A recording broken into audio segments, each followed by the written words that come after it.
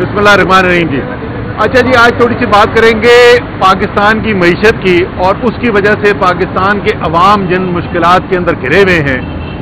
अब एक लंबा अरसा गुजर गया है। शहबाज शरीफ साहब जो हैं उनको वज़ीर आज़म बने हुए 3.5 साल का अरसा गुजर गया है और जो खुद एतराफ़ जुर्म होता है ना, उन्होंने एक खुद एतराफ़ जुर्म कर दिया। 3.5 साल वज़ीर आज़म बनने के बाद उन्होंने 8 कमेटियां तश्कील दी हैं जिसके अंदर निजी शोबे के भी लोग मौजूद हैं।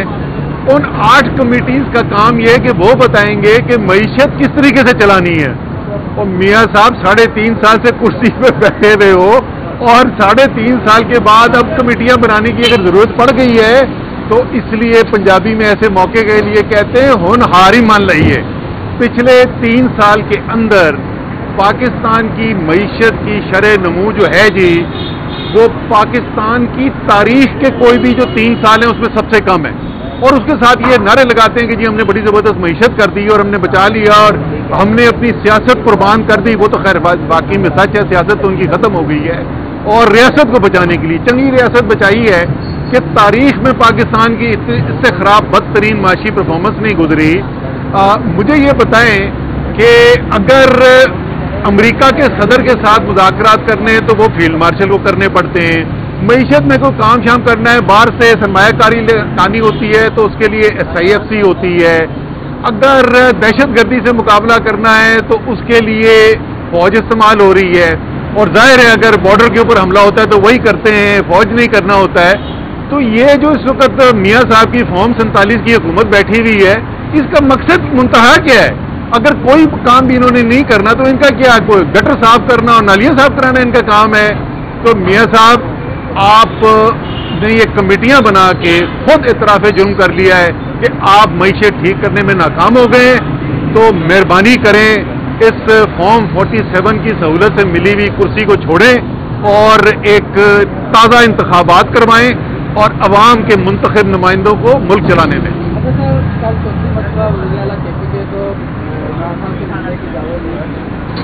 तो इसको आप क्या समझते हैं? और दूसरी बात है, क्या आप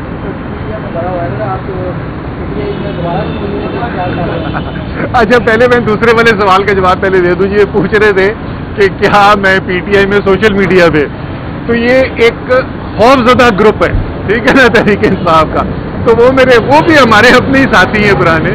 तो उस खौफजदा ग्रुप को मैं कहूँगा कि भाईजान आप एक काम करें ना, ये मेरा नुस्खा आजमाएं। 1 गिलास ठंडा पानी पिएं, 2-3 ठंडे ठंडे सांस लें और फिर आंखें बंद करके दिमाग में बार बार बोलें असद उमर नहीं आ रहा, असद उमर नहीं आ रहा, असद उमर नहीं आ रहा। इंशाल्लाह आपको तशफ़ी होगी। अच्छा, दूसरा सवाल जो आपने पूछा था वो क्या था जी? वज़ीर आला KP के देखें जी, इस वक्त जो पाकिस्तान की सूरत हाल है, जो बॉर्डर के ऊपर अफगानिस्तान के साथ हमारी सूरत हाल है, जो दहशतगर्दी जिस तरीके से बढ़ गई है, जिस तरीके से हमारे फौजी, हमारे सिक्योरिटी एहलकार, पुलिस वाले शहीद हो रहे हैं इस दहशतगर्दी की वजह से, तो एक बहुत ही हसास सूरत हाल है खैबर पख्तूनख्वा की। वहाँ पर एक खुशाइंद बात हुई। पहले ये कहा जा रहा था कि जी सुहेल अफरीदी को जो है वज़ीर आला नहीं बनने दिया जाएगा, लेकिन उसके बाद मैंडेट का एहतराम किया गया। ये अच्छी चीज़ है, खुशाइन चीज़ है। उसके बाद ये भी अच्छी बात हुई कि खबर आई कि कोर कमांडर साहब जो हैं वो खुद गए सुहेल अफरीदी से मिलने के लिए, उनको मुबारकबाद भी दी। ये अच्छी बातें हैं। वहाँ पर वफाक की, रियासत की, खैबर पख्तूनख्वा की हुकूमत के साथ एक अच्छा ताल्लुक हो, ये पाकिस्तान के हक में है।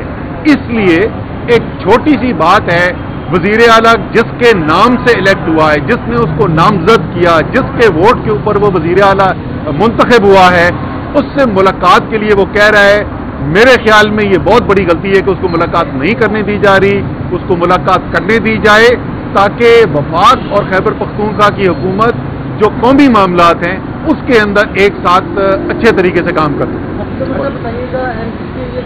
अब देखा गया कि NCC के जो बड़े अफसरान हैं वो एक बड़ी करप्शन में मुलव्वस पाए गए। इस पर आप सर, करप्शन तो चारों तरफ ही फैली हुई है ना, वो तो कोई लूट मार का कोई हल ही नहीं है। सारे करप्शन के मुकदमात जो हैं वो बनते हैं और जो जिनके ऊपर सारा जिक्र होता है वो सियासतदानों के बारे में होते हैं। इसमें कोई शक नहीं کہ الحمدللہ بے تحاشا سیاستدان بھی ایسے ہیں جنہوں نے خوب ہاتھ مارے میں بے تحاشا کرپشن کی ہوئی ہے، بڑے بڑے عہدوں بڑی بڑی کرسیوں پہ بیٹھے میں، بلکہ آپ کہہ سکتے ہیں سب سے بڑی بڑی سیاسی کرسیوں پہ بیٹھے میں، لیکن جو باقی سینکڑوں ہزاروں کی تعداد کے اندر لوگ ہیں ان کے کرپشن کے کیسز جو ہیں اس کی نہ کوئی بات ہوتی ہے اور وہ لوٹ کے لے گئے پاکستان کو.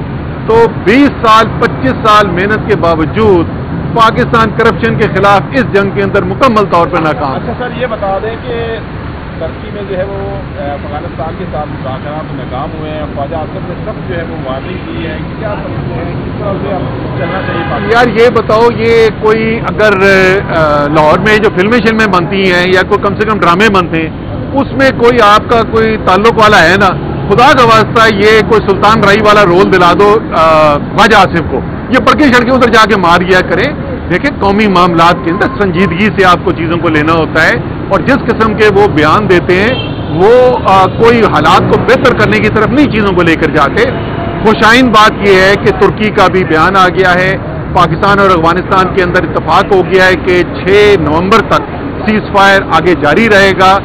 ان دونوں ملکوں کے لیے، صرف پاکستان کے لیے نہیں، افغانستان کے لیے بھی انتہائی ضروری ہے کہ پاکستان اور افغانستان کے آپس میں تعلقات اچھے ہوں.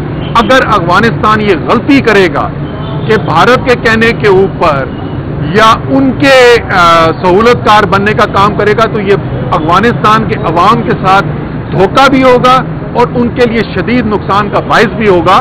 لیکن ساتھ کے ساتھ پاکستان کے لیے بھی یہ بہت اہم ہے کہ افغانستان کے ساتھ ہماری مشرقی سرحد کے اوپر ایک خونخوار زخمی دشمن بیٹھا ہوا ہے. جس طریقے سے آپ نے نریندر مودی کو ساری دنیا کے سامنے ذلیل کروایا ہے، ایک تو اس کو ڈونلڈ ٹرمپ نہیں چھوڑتا، ہر 4-5 دن کے بعد اس کو چابی دیتا ہے.